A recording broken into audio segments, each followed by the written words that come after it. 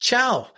We are going to go to Watford. I know it seems strange to be saying ciao when we're going to Watford, which is just in North London. But today we're going to be talking to a professor of marketing, and we're going to talk about what love has got to do with it. We're going to talk about what love has got to do with your business, because when you run a business where you're taking into account stakeholders rather than just bottom line or triple bottom line, you're going to get an improvement in performance. But it's not that easy. So if you're struggling with how to build love into your business, my guest today is going to give you some amazing, amazing insights.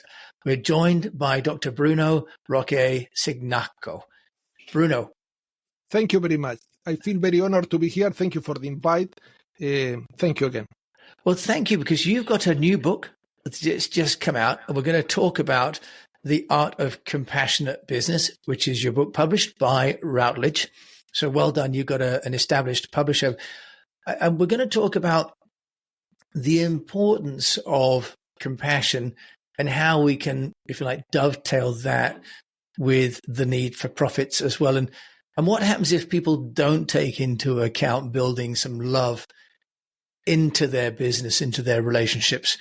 Because for most people, that's not really taught about or even spoken about much, except for maybe in CSR practices. So, Bruno, help me and my fellow unnoticed entrepreneur. Why do we need to put love into our business when really what we're worried about is profits and cash? Very interesting question. Thank you very much. When we talk about love, there are two connotations of love. The traditional connotation of love that we use in a sentimental way, for example, when you say love to your friend, your family, relatives, and then we have a humanistic connotation of love that can be applied to business activities. And this humanistic connotation of love includes compassion, care, generosity, gratitude, support, empathy. And why is so important this type of love, we call humanistic aspect of love, in business? Because the most important factor in business is not technology, it's not money, but it's the human being. It's about relationship. The pillar of any business project is relationships. And there is a very important principle that most companies should know, that is that you cannot succeed in business without building a strong, long-lasting relationship with different stakeholders. This means mutually beneficial relationship with different stakeholders. Internal stakeholders such as management and employees, and external stakeholders such as customers, suppliers, community members. Why they are so important? Because anything in business is interdependent. If you care for this relationship, these stakeholders tend to act in a reciprocal way. They tend to support your company. They tend to recommend your company. Customers will leave positive reviews online. Instead, when you are not caring with this stakeholder, when you are uncompassionate, when you are uncaring, when you are unsupportive, when you take advantage of these stakeholders, in many cases, like some companies do, these stakeholders are against you. You want these stakeholders on your side. You want these stakeholders to contribute in a positive way to your company. Instead, when they are against you, the opposite happens. Your profit tends to go down, market share go down, and obviously the workplace become messy. In this day and age, Bruno, where most of us don't even see the people that own a company, or we don't even meet the employees, how do business owners manage to demonstrate that they have compassion for their employees and for their community and for their customers, when really most of us are separated by technology from the stakeholders? How do you do that? Technology is very important and has a positive effect, make things easier, quicker, but technology can, in my view, my modest view, can never replace the humanness of a workplace, the humanness of a relationship with customer or any other stakeholder. So this means that technology can be useful as a tool, but will never replace the human aspect. And it's important to understand that all stakeholders have needs. Most companies tend to focus on the economic needs of a stakeholder. For example, an employee, the company will try to pay a good salary, or customer, they will try to offer a good deal to this customer. However, we have to understand that there are other human aspects such as emotional needs, mental needs, social needs, spiritual needs that need to be addressed to build this strong relationship with the stakeholders.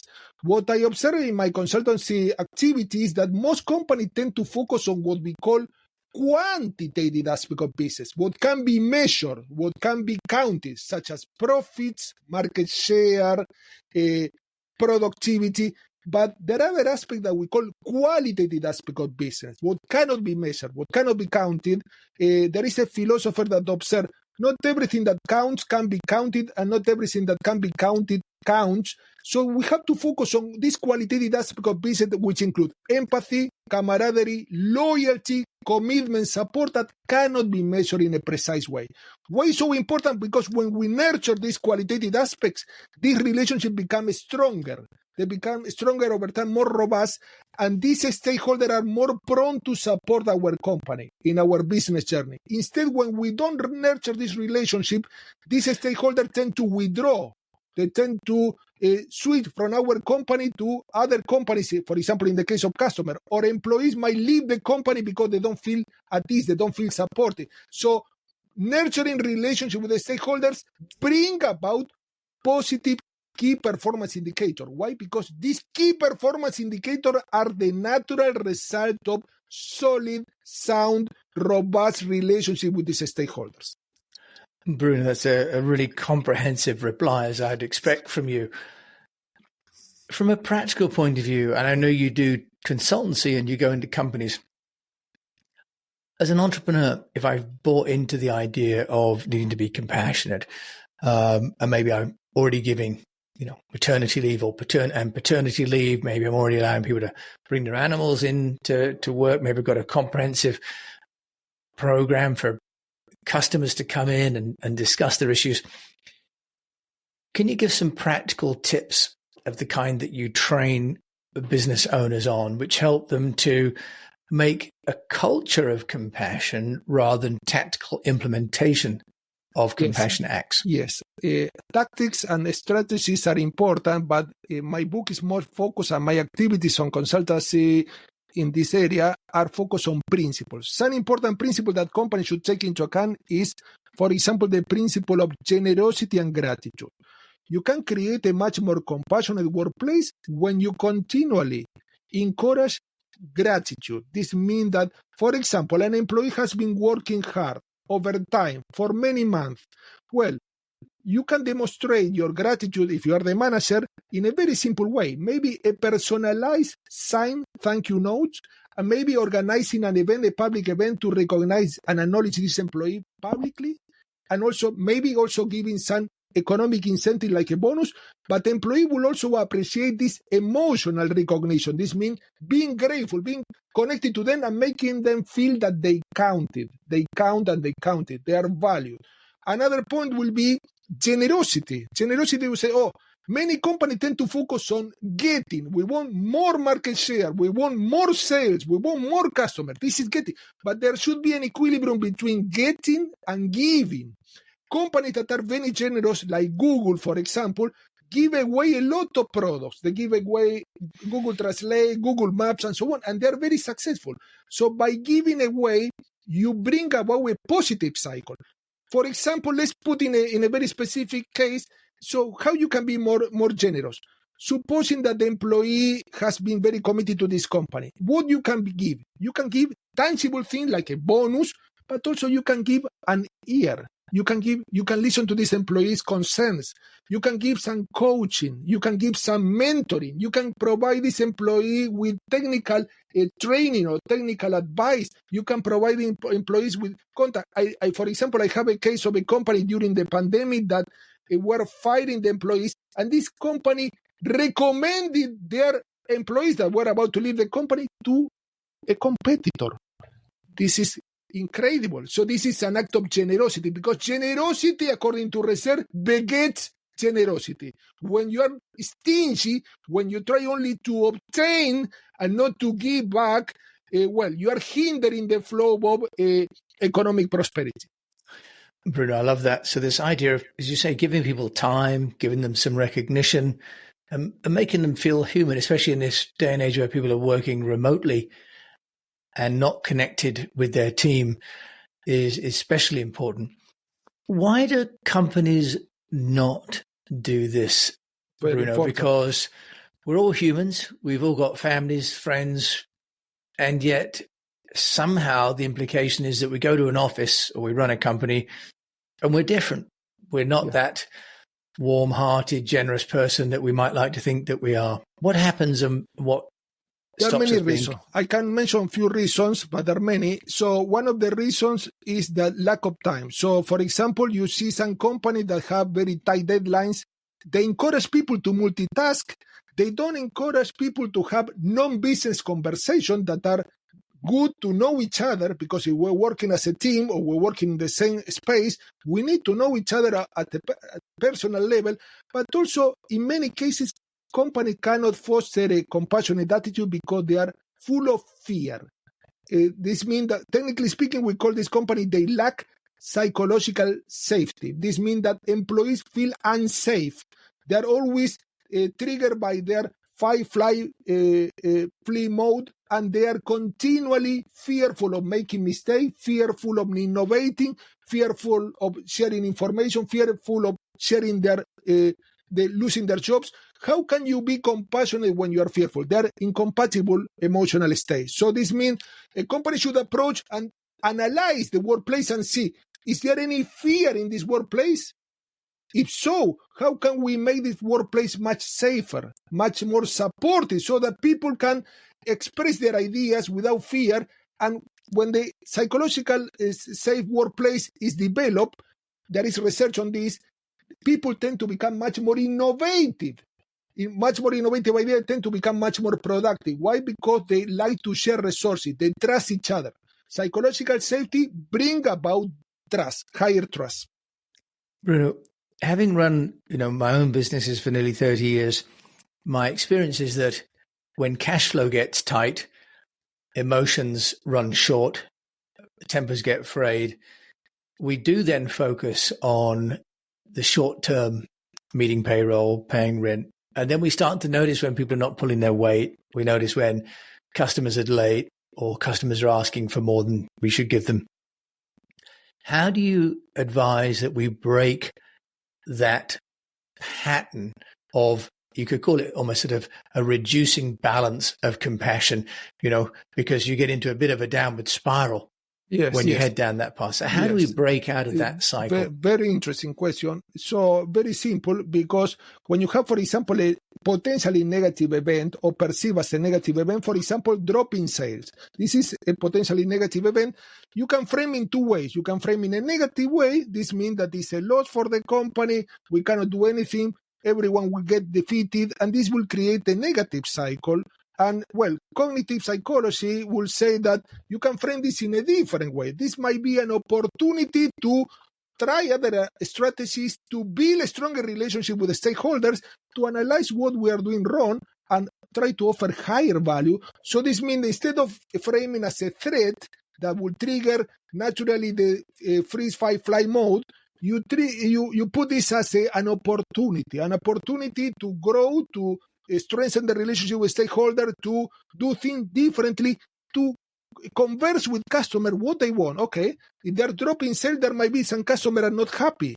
Can we do a survey to check what we're doing wrong? Can we be humble and admit that there are things that we can improve? Also, humility, framing things as an opportunity, implies that you are expanding your mind and expanding. You have what we call expansive emotions. So you are much more positive, and when you are more positive, you are more prone to discover alternative views on an issue, more innovative course of actions. We'll be back after a quick break. AI is changing the game of business. Will you be on the winning team? I'm Jordan Wilson, the host of the Everyday AI podcast, and your coach to help you learn the X's and O's of AI. Artificial intelligence isn't just a new player in the game, it's a new sport altogether. So if you don't quickly put AI into play, your competitors will run up the score. I've spent my whole life building winning teams, from coaching basketball to working with big players like Nike and Jordan Brand. My next move? Helping you win with Everyday AI. Listen wherever you get your podcasts or on everydayaipodcast.com. Let's tap into AI together and put points on the board. Bruno, you've touched on a point there around being positive and being optimistic. As the entrepreneur, our own personality traits and our own behaviors, of course, impact the rest of the team and by extension, the community, the partners, the customers, all the way down the stakeholder chain. What's your view on how entrepreneurs should deal with that stress? Because it's a sophisticated emotion to look into a situation and say, oh, I can see this is going wrong. I'm going to be compassionate today. But most of us say, I'm compassionate. I'm the only one working hard. I'm the only one getting up on a Saturday morning worrying about this. At that level, Bruno, how can you very interesting guide question. us? In the book, I included the full appendix on stress and business activities, and I find that the stress is one of the most important hindrances to becoming compassionate. How you can approach this on a practical level? Well, very simple. Most companies focus only on business activities, but they don't have any type of activity that we call non-business events. Some companies, what they're changing their approach, they're introducing within the work time some activities like mindfulness, yoga, meditation. In the case of Google, they have like some places that the employees can have a very small nap, for example, 30 minutes nap to recharge their energy.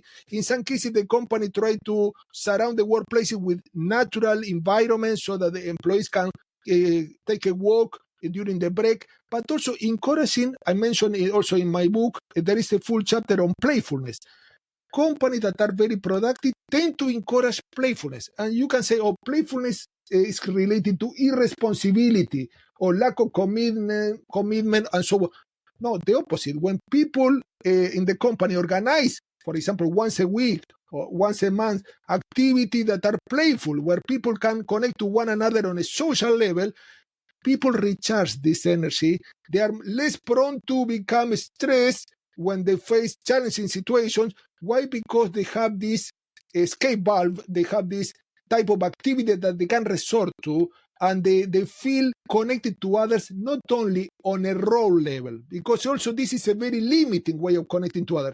Manager, subordinate, but we have there two human beings that in many cases they have been working for years without knowing each other on a personal level. So this type of activity, playful activity, transcend these role masks that many companies only focus on, and they help people connect on a humane level.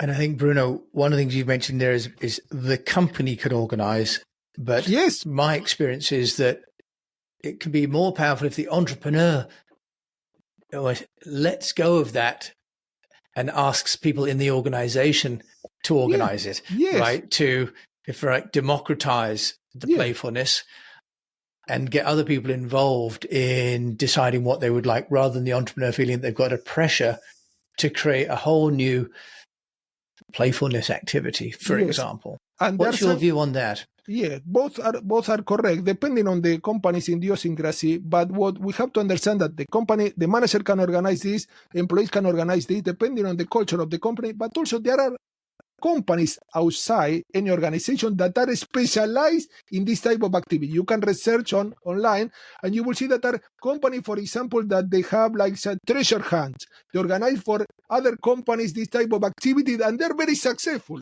Big companies are using this type of approach. We're talking about the top 100 companies. So this means that there should be something interesting to discover. Playfulness is so important because people, when they come back, they feel refreshed, revitalized, and they know each other in a different way. There is like an alchemic effect. So it means that relationships are transformed because you don't see them in the same way when you connect on a personal level. They're not only their managers or your managers, but also they are human beings that you have similarities, because most people focus on differences in business, but we are human beings with fears, expectations, dreams, setbacks, and this type of activity help people connect on a more personal level, mental and emotional level. Bruno, you've mentioned sort of fears and anxieties, and one of the fears and anxieties that many people have right now is about AI supplanting them. And I'm just wondering, what's your view on how AI is going to impact people's desire to be compassionate, whether people feel as though actually a lot of these members of staff I've got now, or even suppliers, are not going to be even part of my business in a year to 2 years because I'm going to replace them with AI. What's your view? You know, you've written this book, The Art of Compassionate Business. What's your impact of AI on the compassionate business? Yes. In the book, I talk about technology in general that include AI. And what I say is that technology is important. AI is important, a very important tool because make things easier, quicker, might replace some tasks that were done manually before. But in practice, up to now, we cannot replace yet the humanness of the human contact, the human touch, as many especially will call this. For example, if you talk to a bot that is AI driven, it's not the same as if you connect to a customer on a personal level, see their body language, and try to understand their emotion, how they think, their fears. So this type of a hot connection, much more intimate connection that you have with the stakeholders, when you connect to them on a personal level and you obviously you iterate, means that you engage in a real conversation and you understand their fear, expectation, and you try to support them in a kind and empathetic manner. I haven't seen that this was developed yet by AI. Maybe in a couple of years we will see this. And also technology and human touch complement in each other. So this means that you can use technology to, for example, for researching or to, for example, develop a nice design. But in practice, I find this difficult that this will replace, at least in the short term, the humanness. This means that the human connection, we connect to others, we try to support them. Compassion implies that you understand also that others have difficulties. So this means, and you try to understand them on an emotional and on a mental level, and you try to support them in a kind way as much as possible. Well, and presumably, Bruno, as humans ourselves running companies, we would like compassion, you know, towards us as well. So that dictum about getting a culture built that we thrive in ourselves makes a lot of sense, that it's compassionate. As you say, humorous, and introducing play is something that we don't really think about too much, especially when times seem to be getting tough. But actually, of course, play is free, right? So it's actually a very cost-effective way to motivate people. Bruno, can you just tell us, you're an author yourself. You've got 2 books. You've got The Art of Compassionate Business. You've also got another one, The International Marketing Fundamentals for Small and Medium-Sized Enterprises. Can you give us an example of a book that you have found inspirational that's by your bedside? Okay. Well, I have this book in front of me, The Marketing Imagination. Is a classic book. Is on marketing. Theodore Levitt, I consider one of the most relevant marketing gurus. I feel that this book, even is old, I have the original edition, didn't get outdated. These are, we call perennial books. These are books that get even better with the time, like the good wine. So I find that if you can find, you might find a very affordable copy online. I recommend, because it's delicious, like a good dish in a fine restaurant. Bruno, because you may hear actually Bruno's accent, because he's Italian but grew up in Argentina and now lives in Watford. So he's plainly gained his appreciation for fine wine by living in Watford, not for the rest of his history. Bruno, and also as an author yourself, and you're coming on podcasts, can you recommend a podcast that you think is useful? A podcast, I listen to different podcasts. Well, this podcast, I listen to this podcast, is very good. I recommend listeners to keep on listening to this. Thank you very much. And also another podcast that I listen to is Andrew Huberman podcast, is a Huberman Lab podcast, that is talk about, not about business activity, but talk about much more the human being from the neuroscientist perspective. Talk about motivation, they talk about emotion, physical fitness. Very interesting, because they give you actionable tips. I think that is worth listening to.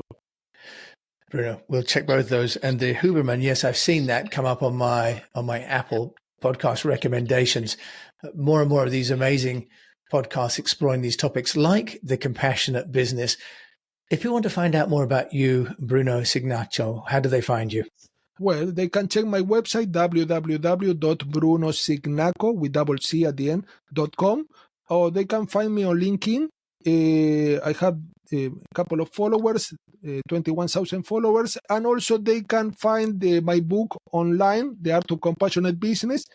They should check that it's the second edition. It's a white cover and has been launched in December 2023. Wonderful. Well, thank you for introducing some amazing topics around compassionate business. We don't really talk about it in the sort of cut and thrust of talking about technology and systems and processes and vision. You've really brought us back to a human-centered topic today. So, Bruno, thank you so much for doing that today. Thank you very much. I feel very honored to be here. Thank you.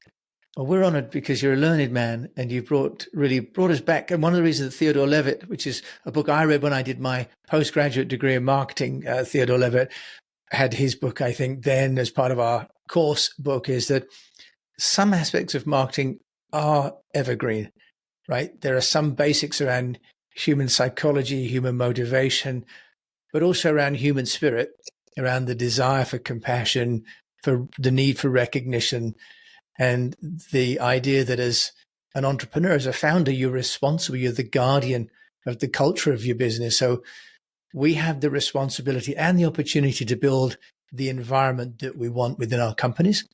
And it's based on compassion. Then, as Dr. Signacco has told us today, actually we'll have better staff retention, we'll have better customer loyalty, and ultimately our business will survive and thrive into the long term. So thank you for joining me, Jim James, today with my special guest, Dr. Bruno Signacco, and talking about compassionate business. If you've enjoyed this, do please share a link with a fellow entrepreneur and leave a review on the player that you listen to this show. And until we meet again, I just encourage you to keep on communicating.